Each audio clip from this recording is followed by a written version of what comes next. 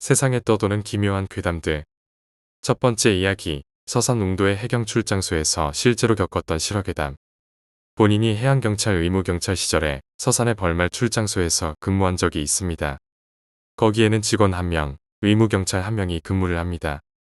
정말 워낙 시골이고 마을 이름이 오지리일 정도로 오지인 곳이라 사건 사고도 없고 정말 꿀 빠는 출장소입니다. 그런 출장소 근무도 가끔 새벽에 신고 전화가 들어옵니다. 해루지라는 관광객을 마을 사람들이 도둑이라 신고하여 해경이 대신 처리하게 해달라는 전화가 그날도 새벽에 들어왔습니다.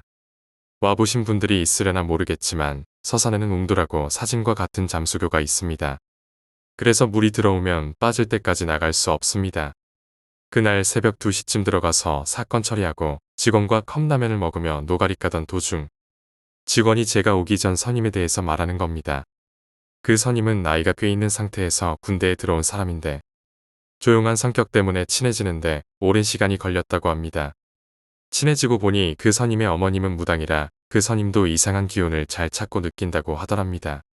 그래서 귀신 얘기도 물어보고 본인께서는 귀신은 안 믿고 존재하지 않는 거라고 하셨죠. 그 선임이 믿고 말고는 자유지만 귀신에 대해서는 특히 밤이나 새벽에 하지 말라고 하는 겁니다. 귀신도 듣고 좋아하고 흥미를 갖는다고. 그래서 저는 완전 졸랐지만 겁먹지 않은 척 화장실 좀 다녀오겠습니다 하고 담배를 피러 갔습니다. 그런데 갑자기 직원분이 순찰차를 타고 슝 하고 가버리는 겁니다. 저는 너무 놀라고 겁나서 차를 따라가는데 차가 도로가 아닌 바닷가 선착장 쪽으로 가서 소리를 고래고래 지르며 뒤쫓아갔습니다. 차가 갑자기 멈추고 제가 직원분께 아니 정말 장난을 치셔도 이건 정말 너무한 거 아닙니까? 저 정말 놀랐습니다. 울먹이며 얘기하는데 직원분의 표정은 정말 형용할 수 없었습니다. 장난이라고는 전혀 없는 눈은 초점이 없고 입은 벌린 채로 저를 보며 빨리 타라고 하시는 겁니다. 무슨 일이냐 물어보고 싶었지만 직원분 표정도 안 좋고 해서 저는 출장소에 들어와서 잠을 잤습니다. 다음날 출장소 직원 교대자가 오시고 그날 박순경 님이 휴직계를 썼다는 얘기를 들었습니다. 한참이 지나고 제가 전역할 때쯤 박순경을 만날 기회가 생겨서 만나게 되고 그 얘기에 대해서 물어보게 되었습니다. 아니, 그때 왜 공섬에서 저만 두고 가셨습니까? 저 진짜 완전 놀랐습니다. 박순경은 저한테 넌 귀신을 믿니? 라고 하셨습니다. 저는 글쎄요. 왜 그러십니까? 진짜 귀신이라도 보신 겁니까? 박순경은 우리가 상황 끝내고 노가리 깐 거 기억하지? 너 화장실 간다고 해서 나는 차에서 기다리고 있었지. 그런데 화장실 간다던 내가 금방 차에 들어와서 고개를 푹 숙이고 아무 말도 안 하는 거야. 그래서 얘가 새벽에 나와서 졸리구나 하면서 우리가 어느 길로 왔지? 했더니 내가 아무 말도 안 하고 손으로 길을 가리키는 거야. 그래서 갔는데 갑자기 내가 차 뒤에서 소리치면서 달려오길래 뭐지 하고 다시 옆을 봤는데 아무도 없더라. 그러고는 출장소에 들어오고 잠을 자려다가 문득 생각해보니 얘가 왜 기동복을 입고 있었지? 하셨답니다. 파출소 출장소 근무는 기동복을 입지 않습니다. 그 후 계속 가위에 눌려 휴직계를 쓰시고 정신과 치료, 무당도 만나고 하셨답니다. 두 번째 이야기, 여중 화장실 귀신 사건. 저는 40대 초반의 아기 엄마입니다. 제가 중학교 2학년 때 있었던 얘기니까 약 25년 전 얘기네요. 그날은 저희 1년 선배 언니들의 졸업식 날이었어요. 저는 여중을 나왔어요. 지금도 그런지는 모르겠는데 저희 때는 선배 졸업식에도 1학년과 2학년이 강제로 참석하여 축하해주는 게 국룰이었어요. 그날도 반 전체가 졸업식에 참석했다 돌아왔는데 일진 애들 2명이 이미 교실에 있더라고요. 그런데 조금 이상했어요. 그 애들은 하얗게 질려 부들부들 떨고 있었어요. 저는 일진은 아니지만 그 무리들과 그럭저럭 소통은 하면서 지냈기에 무슨 일인지 물어봤지요. 그러자 그 아이들은 귀신을 본 것 같다고 했어요. 그날 아침 2명 중 1명이 지갑을 잃어버렸었대요. 아무리 생각해도 학교 안에서 잃어버린 것 같기에 그 아이들은 졸업식 중간에 몰래 빠져나와 교실을 비롯하여 학교 여기저기를 찾아봤으나 지갑은 나오지 않았대요. 그래서 2명은 화장실에 가봤대요. 화장실은 맨 구석에 한 곳만 빼고는 전부 비어 있었대요. 맨 구석에 그 곳만이 잠겨 있었고 아래 문틈 사이로 비죽 교복 치맛자락이 나와 있었대요. 그리고 화장실 다른 칸에서도 지갑은 나오지 않았어요. 그래서 그 2명은 나머지 한 칸에 주목했어요. 그 아이가 나온 후 그 칸에서 지갑이 발견된다면 그 아이가 범인일 확률이 컸어요. 두 명은 화장실 밖에서 하염없이 그 아이가 나오길 기다렸어요. 그런데 아무리 기다려도 그 아이는 나오지 않았어요. 화장실은 두 명이 기다리고 있는 문 하나만 있고 너무나도 작은 쪽 창문 하나만이 달려 있어 다른 곳으로는 빠져나갈 수 없는 구조였어요. 일단 3층이라 뛰어내릴 수도 없어요. 기다리던 두 명은 인내심이 바닥 나 다시 화장실로 뛰쳐들어갔지요. 그런데 10여 칸의 화장실 문이 전부 일정하게 45도 각도로 열려 있었대요. 맨 구석에 그 칸까지요. 그리고 아무도 없었죠. 그 광경을 목격한 두 명은 알 수 없고도 참기 힘든 공포가 느껴지며 온몸에 소름이 끼쳤대요. 그래서 동시에 비명을 지르며 교실에 뛰어들어와 숨을 몰아쉬고 있는데 저희들이 돌아온 거였대요. 그 얘기를 다 듣고 제가 근데 이상하다. 누가 더럽게 치마를 내리고 쉬하냐. 보통은 치마를 올리고 쉬를 하지 않나? 했더니 애들이 맞다며 다시 한번 소름 끼쳐 하더군요. 아마 귀신이 애들을 홀리려고 일부러 치맛자락을 보여줬던 건가 봐요. 세 번째 이야기, 나치의 시의 예지몽. 저는 회사에 다니는 남편, 초등학교 저학년인 아들과 셋이서 리모델링한 낡은 아파트 2층에 살고 있습니다. 어느 주말 오후 남편이 덧문을 닫으려고 아들 방 창문으로 아파트 뒷마당을 보았을 때 일입니다. 뒷마당과 야외 주차장 사이 공간에서 50에서 60대 정도 돼 보이는 여성이 반려견과 함께 서 있었다고 합니다. 꽤 추운 날이었는데도 그 여자는 사람 한 명 없는 뒷마당에 우뚝 서서 제 아들 방 창문을 뚫어지게 쳐다보고 있었다고 남편이 말했습니다. 남편은 그런 식으로 쳐다보고 있으니 당연히 수상하다고 생각해서 창문을 열고 말을 걸었습니다. 무슨 일이세요? 여긴 사유지입니다. 그러자 여자는 남편을 노려보고는 말했습니다. TV 보면서 깔깔 웃고만 있지 말고 내 손 좀 꼭 잡고 있어요. 이렇게 알 수 없는 말을 반쯤 고함 지르듯이 거친 어조로 쏘아붙였습니다. 그리고는 걔를 안고 돌아서서 주차장에 세워둔 낡은 차에 올라타고 힘차게 떠났다는 겁니다. 그때 아들과 저는 다른 방에서 놀고 있었는데 나중에 남편에게 이 이야기를 들었습니다. 여기는 조그마한 아파트라서 남편도 이웃에 누가 살고 있는지 거의 다 알고 있습니다. 하지만 그 여자는 여기 사는 사람이 아니었을 뿐더러 생전 처음 보는 사람이었다고 합니다. 개통 처리하느라 곤란하던 차에 당신이 쳐다봐서 민망했던 거 아냐? 저는 처음에 그렇게 웃어넘겼습니다. 하지만 남편은 걱정스러운 듯 말했습니다. 수상한 사람이라기에는 생긴 것도 말쑥하고 평범한 아주머니 같았어. 그래도 어쩐지 좀 소름 끼치네. 미안한데 시간 날 때 근처 파출소에 얘기 좀 해줘. 저도 그 말을 듣자 빈집털이나 유괴 같은 범죄에 연루되는 건 아닌가 하는 생각이 다시 들었습니다. 그래서 다음날 이 여성에 대한 얘기를 파출소에 두었습니다. 며칠 후 장을 보는 겸 상가에 있는 찻집에 들렀습니다. 가게에 들어가자 찻집 아주머니가 제 얼굴을 보고는 안색이 싹 바뀌었습니다. 아주머니는 저를 안쪽 부엌으로 끌어당기고 다른 손님들이 듣지 못하도록 속삭이기 시작했습니다. 요전에 60대 정도 아줌마가 자기네 집에 갔었지. 어떻게 그걸 알고 있느냐고 놀라자 아주머니는 계속해서 말했습니다. 이름이 나치에라고 하는데 내 사촌이야. 찻집 아주머니는 우리 가족이 지금 사는 집에서 예전에 살았던 노부부의 친척벌 되는 사람입니다. 노부부는 이미 오래전에 세상을 떠나셨지만 그분들의 따님이 지금은 이웃 마을에 사는 나치에 씨라고 합니다.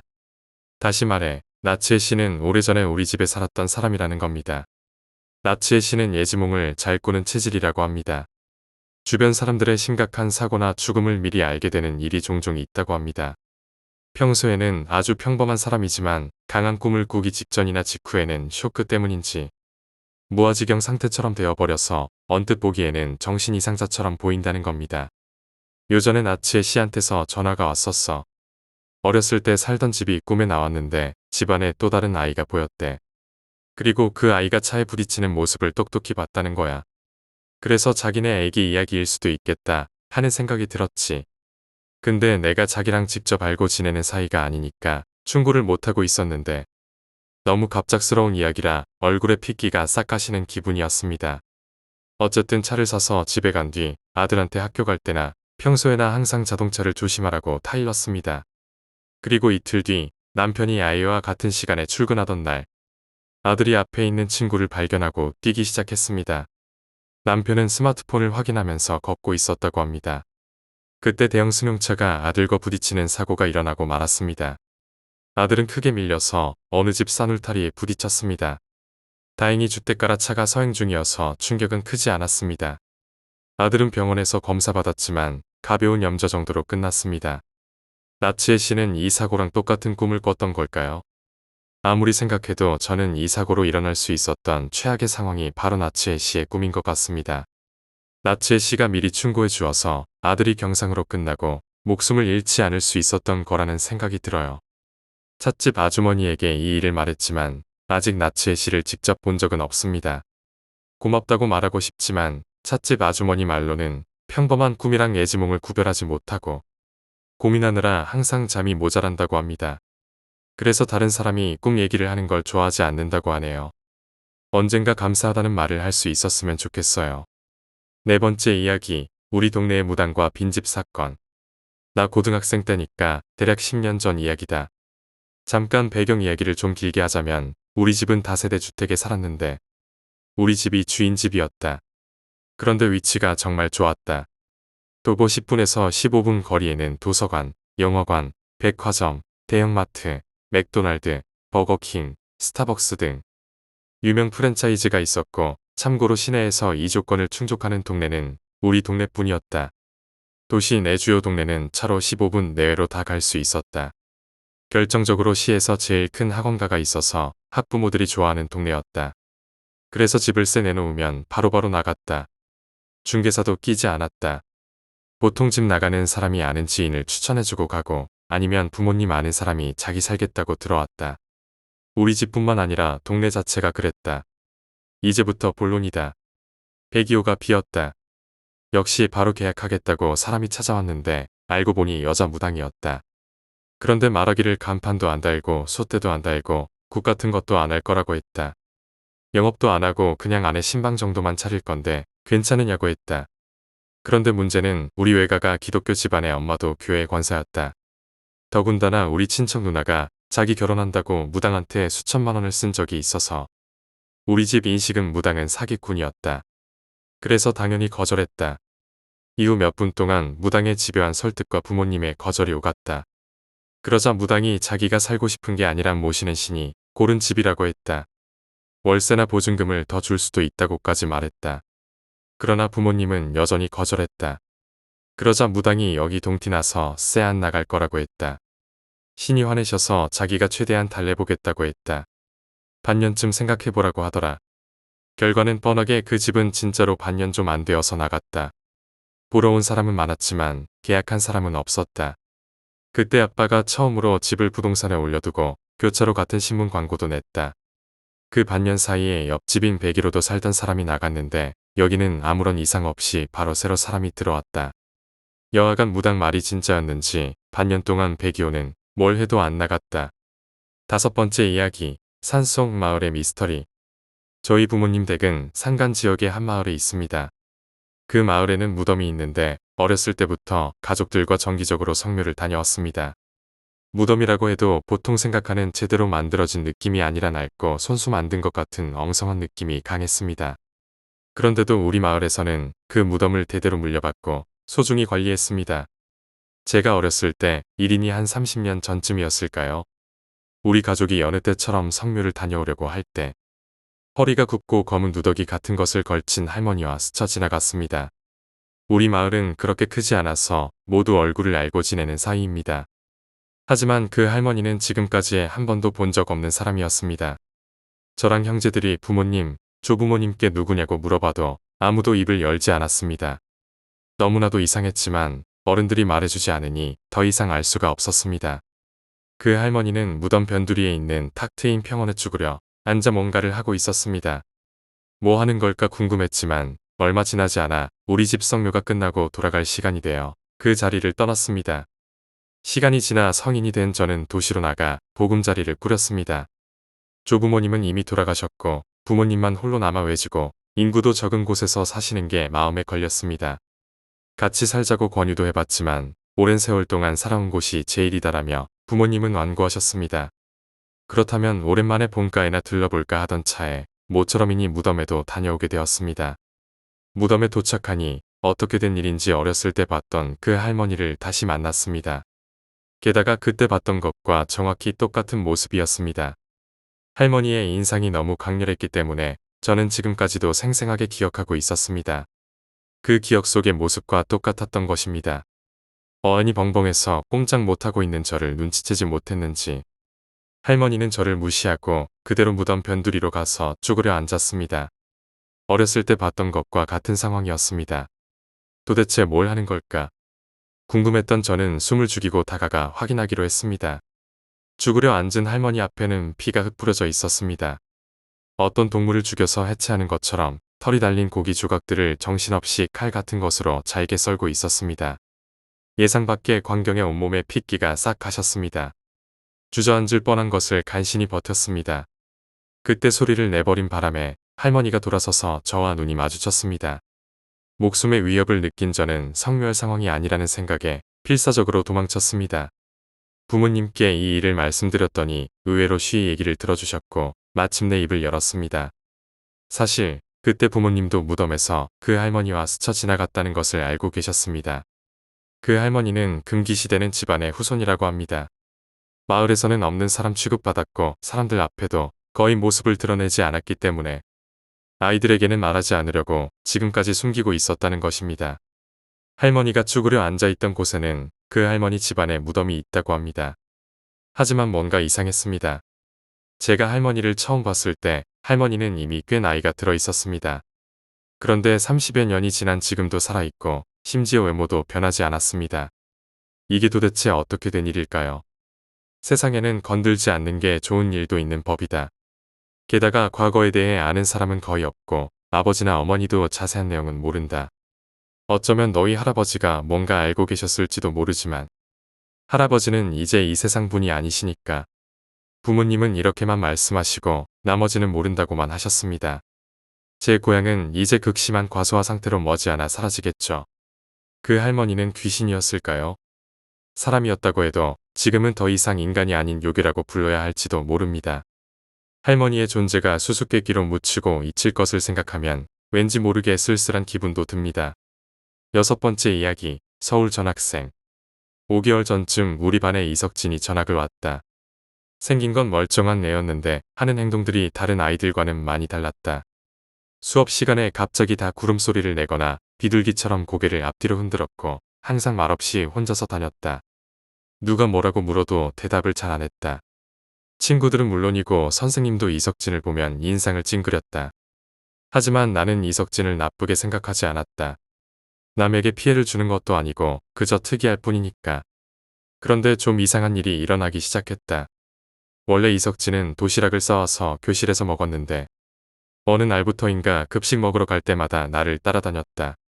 친구들이 왜 저런 애를 데리고 다니냐면서 나에게 욕을 했지만 참았다. 옆에서 밥만 먹는데 뭐라고 하는 건 아니라고 생각했다. 정말 이상한 사건은 이후에 터졌다.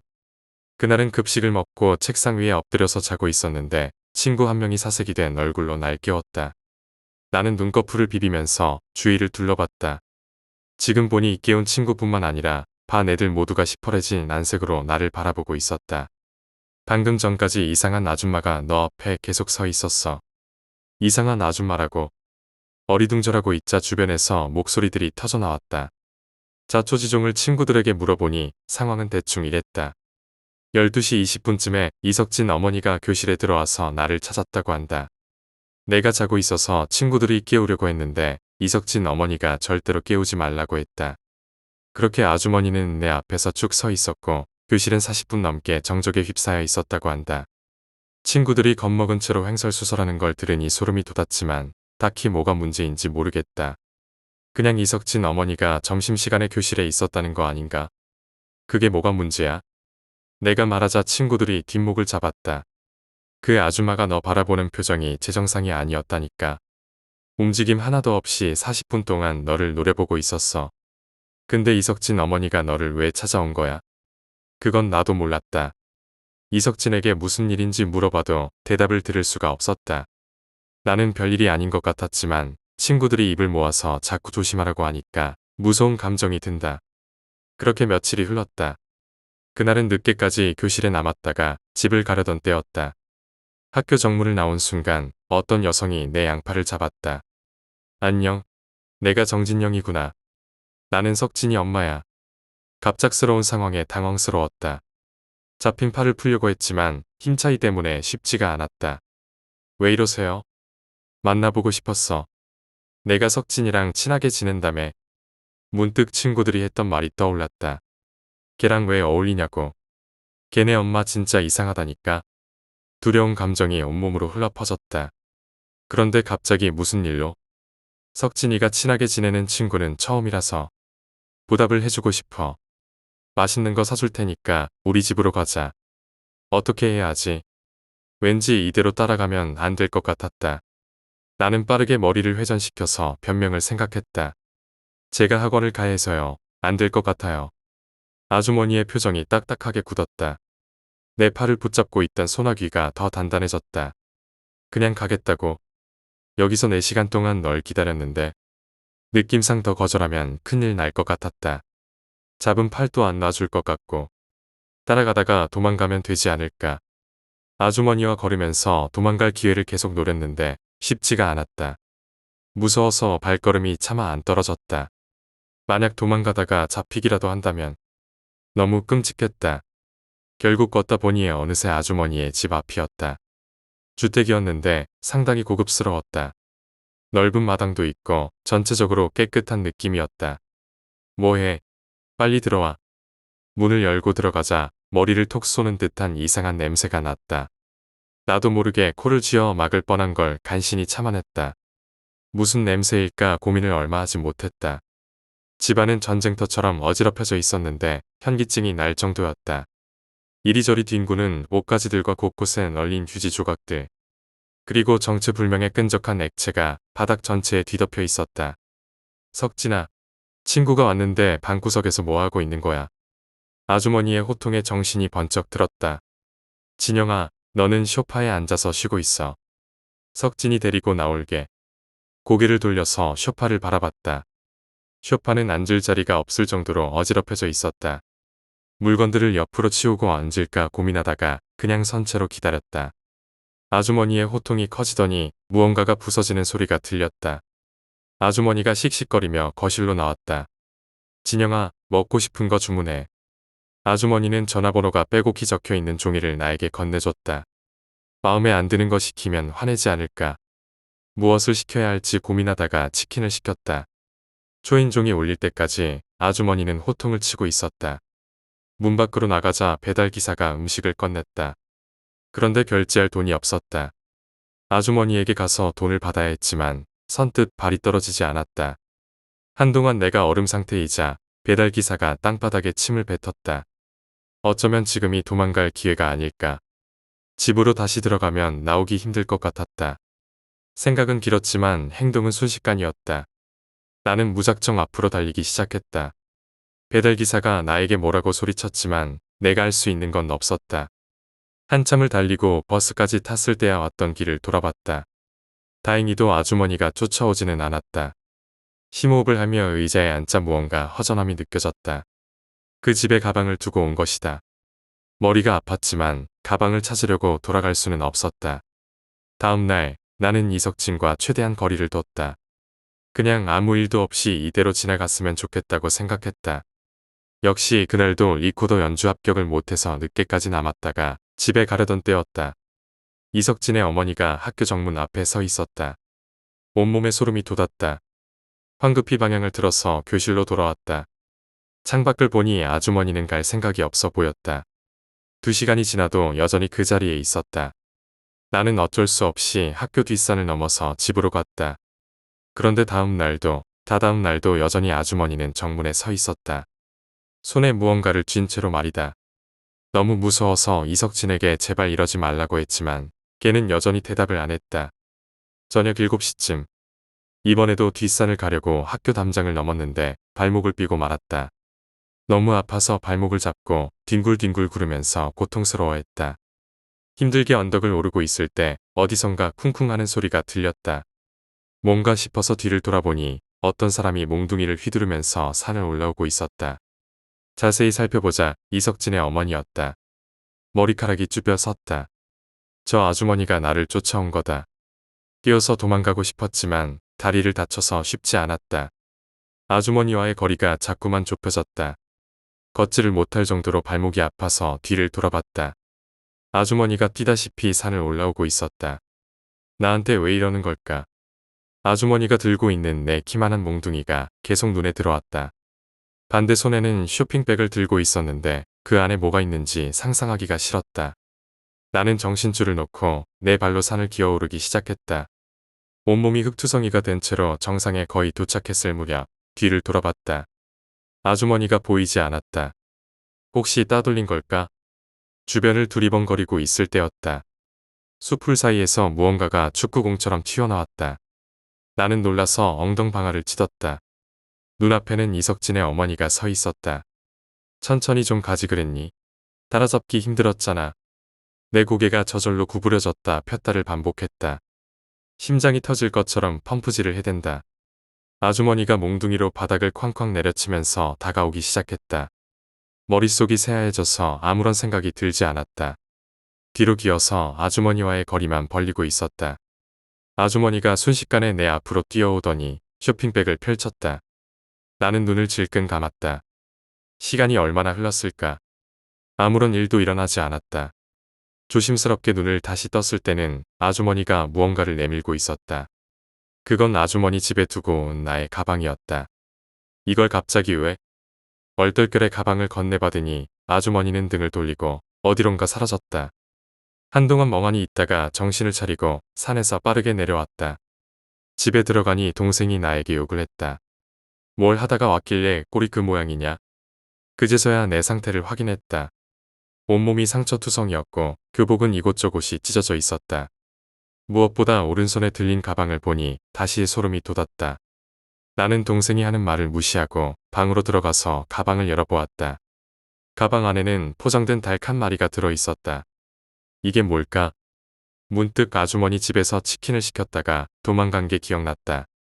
혹시 이걸 주려고 그렇게 쫓아온 걸까? 7번째 이야기, 무당. 이 일은 누나가 겪은 일이며 2006년 이사와서 2010년까지 지냈던 집에서 일입니다. 누나는 이 날에 대해 물어보는 것을 끔찍히 싫어해서 부모님이 기억하는 내용과 제가 직접 보거나 들은 부분들만 추려서 얘기한다는 점 양해 부탁합니다. 우리 가족은 내가 중학생 무렵부터 가세가 기울어 새방을 전전하며 지냈습니다. 그러다가 제가 고3이었던 2006년 여름, 어머니 식당이 장사가 잘 되고 집안 사정이 나아지면서 우리 가족은 집을 장만하게 되었습니다. 낡은 슬라브 주택이었지만 그래도 주인 눈치 안 보고 우리 가족만의 공간이 생겼다는 점에서 좋았고 뭔가 정착했다는 안정감도 들어서 너무 좋았습니다. 집안은 벽이 칙칙한 나무벽이었고 천장도 나무, 바닥도 나무였기에 밤에 불을 켜도 집안은 어둑했습니다.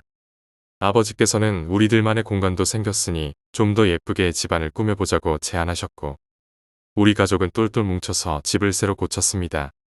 칙칙한 나무벽에 하얀 벽지를 바르고 괴랄한 무늬가 들어간 나무 천장은 전부 뜯어서 하얀 천장으로 바꾸면서 조명도 새로 달고 몰딩도 했습니다. 기존의 방문도 새 문을 단 것처럼 페인트를 예쁘게 발라주었고 집 외부도 새로 페인트를 발라주었습니다. 옛날 구식 철제 유리문도 전부 뜯어내서 하이샤시를 설치했습니다. 마당에 칙칙한 나무는 전부 잘라서 꽃도 심어줬습니다. 집을 소개해줬던 부동산 아저씨는 며칠 뒤 우리 집의 모습을 보더니 그때 그 집이 맞냐며 깜짝 놀라셨습니다. 서론이 너무 길었군요. 본 내용에 들어가겠습니다. 아무튼 그래서 우리 가족은 저 집에 살았던 4년 동안을 좋은 추억으로 생각하고 있습니다. 단 한 명, 저희 누나를 제외하고요. 먼저 이해를 돕기 위해 집 구조를 설명해 드리겠습니다. 당시 신기했던 것은 누나 방에는 외부로 바로 나갈 수 있는 문이 하나 있었다는 것입니다. 당시엔 몰랐기 때문에 저런 구조가 신기했었습니다. 집안 구조상 부모님 방이 안방이었는데 오히려 누나 방이 안방보다 조금 더 컸습니다. 그런데 우연히 시기가 맞아떨어진 것인지 누나는 이 집에 이사 온 후 여러모로 안 좋은 일을 겪게 되었습니다. 처음 일은 이사 온 후 한 달 정도 후에 일어났습니다. 한 명의 남자로부터 시작되었습니다. 누나는 건축학과로 그 남초학과였습니다. 학교는 가족이 살던 지방에 있던 대학이었죠. 어느 날부터인가 당시 유행했던 싸이월드 방명록에 누군가가 비밀글로 계속 안부를 묻는 글이 올라왔답니다. 누나는 이름이 어딘가 들었던 것 같은데 당시엔 누군지 몰랐답니다. 알고 보니 같은 과에 다니던 동기였습니다. 전혀 친하지도 않고 혼자서 조용히 학교를 다니는 남자라서 의외였답니다. 그 남자에 대해 아는 것이라고는 인천에 산다는 것뿐이었습니다. 누나는 크게 대수롭지 않게 무시하며 학교를 다녔습니다. 시간이 흐르고 누나는 방학 기간에 여동기와 함께 PC방을 간 적이 있었습니다. PC방에서 게임을 하다가 배고파서 친구와 라면을 사 먹게 되었죠. 친구의 컴퓨터 화면을 본 누나는 소름이 쫙 끼치며 몸이 굳어버렸습니다. 친구의 컴퓨터 화면에는 그 남자의 싸이 홈피 화면이 띄워져 있었고 화면 속 다이어리에 그날의 일기에는 이렇게 적혀 있었다고 합니다. 그녀는 신라면을 제일 좋아한다. 누나는 벌떡 일어나 PC방 전부를 둘러봤습니다. 하지만 그 남자는 없었다고 합니다. 이해할 수 없었겠죠. 방학한 지 몇 주가 이미 지났고 그 남자는 200km 이상 떨어진 본가였던 인천에 있었을 테니까요. 그리고 친구와 그날 학교 앞에서 만난다는 것을 알 리가 없었죠. 더 소름 끼치는 일은 일주일 뒤에 일어났습니다. 누나는 집에서 저녁을 먹고 침대에 누워 뒹굴거리며 친구와 통화를 했습니다. 같이 카페를 가자며 대화를 나누었는데 누나는 친구에게 자기는 치즈케이크 좋아하니까 그것도 같이 먹자고 얘기했습니다. 그리고 통화를 마치고 한 3시간 지났을까 밤은 깊어가고 누나는 잘 준비를 하고 있었습니다. 그런데 이 늦은 시간에 모르는 번호로 전화가 왔습니다. 누나는 너무 꺼림칙했지만 멀리 인천에서 왔다는 게 마음에 걸려서 아주 잠깐만 보면 되겠지 생각하고 일부러 집에서 조금 거리가 있는 초등학교로 오라고 했습니다. 초등학교에 가보니 정문에 시동 걸린 차가 한 대 있었습니다. 그 남자의 차였죠. 누나는 무슨 일인지 내려서 얘기하자 했지만 남자는 아주 잠깐이면 되니 조수석에 타라고 했습니다. 누나는 무서웠지만 일단 조수석에 탔고 남자는 옆에 앉은 누나에게 뭔가를 건네줬습니다.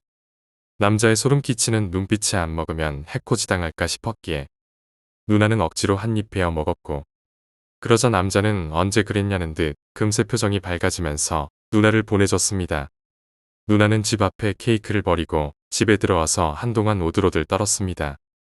시간이 흐르고 여름방학의 끝자락 누나는 모처럼 늦잠을 자고 있었습니다.